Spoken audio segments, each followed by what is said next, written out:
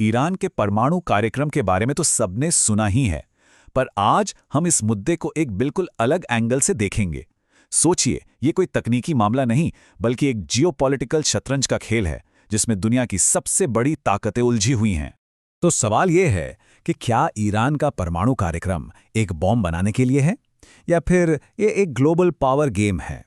अक्सर बस यही पूछा जाता है कि क्या ईरान बम बना रहा है, लेकिन क्या हो अगर असली सवाल ये हो ही ना?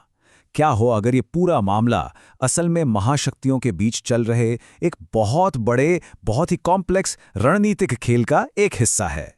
जरा सोचिए, एक प्रोग्राम जो शुरू हुआ था सिर्फ बिजली बनाने के लिए, मतलब एक सिविलियन एनर्जी प्रोजेक्ट, वो आज एक बहुत बड़ा जियोपॉलिटिकल संकट बन चुका है। एक ऐसी शतरंज की बिसात जिस पर दुनिया की बड़ी बड़ी सुपर पावर्स अपनी अपनी चालें चल रही हैं। और हाँ, इस खेल में हर किसी का अपना कुछ न कुछ दांव पर लगा है। तो इस खेल का पहला बड़ा खिलाड़ी कौन है? वो है अमेरिका। और अमेरिका का मकसद साफ है, इस बेहद अहम इलाके में अपना दबदबा, अपनी पकड़ बनाए रखना। अब देखिए, वॉशिंगटन का नजरिया तो बिल्कुल साफ है। उनकी नज़र में ईरान का ये जो प्रोग्राम है, ये एक सीधा सीधा रीजनल और ग्लोबल खतरा है। वो ईरान की यूरेनियम एनरिचमेंट, यानी यूरेनियम को और ताकतवर बनाने की कोशिशों को, और साथ ही इंटरनेशनल इंस्पेक्टर्स को पूरी तरह से जांच की इजाज़त ना देने को एक बहुत बड़े खतरे की तरह देखते हैं। और देखिए, मामला सिर्फ परमाणु हथियारों के कंट्रोल का नहीं है। असली कहानी तो और भी गहरी है। अमेरिका के लिए ये अपने सबसे ज़रूरी सहयोगियों जैसे इजराइल और सऊदी अरब को बचाने का सवाल है। ये क्रिटिकल तेल रूट्स को सिक्योर करने का सवाल है। और सबसे बढ़कर ये पूरे मिडिल ईस्ट में अपना दबदबा बनाए रखने का सवाल है। मतलब ये प्योर पावर पॉलिटिक्स है। तो फिर अमेरिका अपने इन मकसदों को पूरा कैसे करता है? उसके पास एक टूल किट है। पहला टूल, आर्थिक प्रतिबंध, ईरान पर जबरदस्त इकोनॉमिक सैंक्शंस लगाना। दूसरा, डिप्लोमेटिक प्रेशर बनाना। और तीसरा, जो हमेशा मेज पर रहता है, मिलिट्री एक्शन का ऑप्शन। ठीक है, अब आते हैं इस खेल के दूसरे बड़े खिलाड़ी पर, रूस। रूस का नजरिया अमेरिका से आप कह सकते हैं काफी अलग है। उसका मेन गोल क्या है? मिडिल ईस्ट में अपना स्ट्रेटेजिक स्पेस, अपना प्रभाव बनाए रखना। अब देखिए, मॉस्को की पब्लिक पोजीशन क्या है। वो खुले तौर पर कहते हैं कि उन्हें ऐसा कोई साफ सबूत नहीं दिखता कि ईरान अपने न्यूक्लियर प्रोग्राम को हथियार बनाने में लगा है। अब ये बात वॉशिंगटन की लाइन से एकदम उल्टी है, बिल्कुल 180 डिग्री अलग। तो रूस की असली रणनीति क्या है? देखिए, वो चाहते हैं कि इस रीजन में मामला और ना बिगड़े। वो किसी भी कीमत पर एक बड़े जंग को टालना चाहते हैं। क्यों? क्योंकि उन्हें पता है कि अगर ईरान पर हमला हुआ तो पूरे इलाके में अस्थिरता फैल जाएगी और मिडिल ईस्ट की डिप्लोमेसी में वो किनारे हो जाएंगे। इसीलिए वो पश्चिमी सैंक्शंस को अवैध बताकर उनकी आलोचना भी करते रहते हैं। चलिए अब बात करते हैं तीसरे बड़े खिलाड़ी की, चीन। चीन का गेम अमेरिका और रूस दोनों से ही अलग है।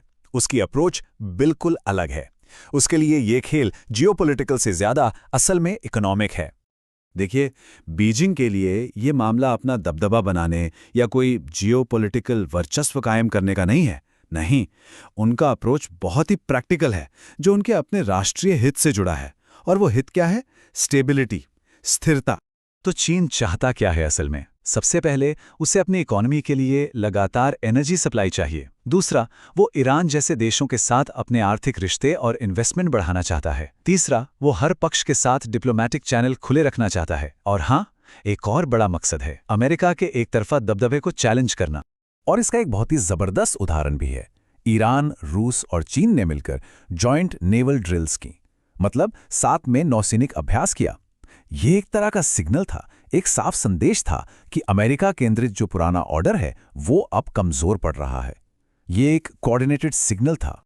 तो चलिए इन तीनों की स्ट्रैटेजी को एक साथ रखकर देखते हैं। एक तरफ है अमेरिका, जिसका प्राइमरी गोल है अपना दबदबा बनाए रखना, और उसका हथियार सैंक्शंस और प्रेशर। दूसरी तरफ है रूस, जो चाहता है कि तनाव ना बढ़े, उसका तरीका डिप्लोमेटिक सपोर्ट। और फिर है चीन, जिसके लिए सबसे जरूरी है इकोनॉमिक स्टेबिलिटी, और उसका रास्ता है प्रैक्टिकल इन्वेस्टमेंट। तीन खिलाड़ी, तीन अलग अलग खेल। लेकिन रुकिए, कहानी में एक बहुत बड़ा ट्विस्ट है। हम अमेरिका, रूस, चीन की बात कर रहे हैं, पर हम उस देश को कैसे भूल सकते हैं जिसके बारे में ये सब कुछ है? ईरान। ईरान इस खेल में कोई शतरंज का मोहरा नहीं है जिसे कोई भी इधर उधर कर दे। नहीं, वो खुद एक बहुत बड़ा खिलाड़ी है। अक्सर लोग सोचते हैं कि ईरान तो बस एक मोहरा है जो सुपर पावर्स की चालों पर बस रिएक्ट कर रहा है, लेकिन असलियत इससे बिल्कुल अलग है। ईरान एक एक्टिव प्लेयर है। वो पश्चिमी दबाव का डटकर सामना कर रहा है। वो रूस और चीन जैसी पूर्वी ताकतों के साथ अपनी पार्टनरशिप मजबूत कर रहा है, और वो इस पूरी सिचुएशन का इस्तेमाल करके रियायतें हासिल करने की कोशिश भी कर रहा है। ये बात बिल्कुल साफ है। तेहरान अपनी न्यूक्लियर जानकारी का इस्तेमाल एक लेवरेज की तरह कर रहा है, एक ऐसा टूल जिससे वो पश्चिमी दबाव का मुकाबला कर सके, पूरब में नए दोस्त बना सके और पूरे मिडिल ईस्ट में अपना रुतबा कायम कर सके। ये उनकी स्ट्रैटेजी है। तो सबसे ज़रूरी बात क्या है? क्रूशियल पॉइंट ये है कि ये मामला सिर्फ यूरेनियम एनरिचमेंट या सेंट्रीफ्यूज की टेक्नोलॉजी का नहीं है। नहीं, ये तो हाई लेवल जियोपॉलिटिक्स है, प्रभाव, शक्ति संतुलन और रणनीतिक हितों का एक बहुत ही उलझा हुआ खेल, जिसमें वॉशिंगटन, मॉस्को और बीजिंग की बड़ी बड़ी महत्वाकांक्षाएं आपस में टकरा रही हैं। तो हम आखिर में इस एक सवाल पर आके रुक जाते हैं। एक ऐसा खेल जिसमें कोई रेफरी नहीं है, कोई एम्पायर नहीं है, उसमें आखिरी चाल कौन तय करेगा? जब दुनिया की सबसे ताकतवर शक्तियां एक दूसरे के खिलाफ दांव चल रही हों, तो इस खेल का अंत क्या होगा? इसका जवाब शायद सिर्फ आने वाला वक्त ही दे सकता है।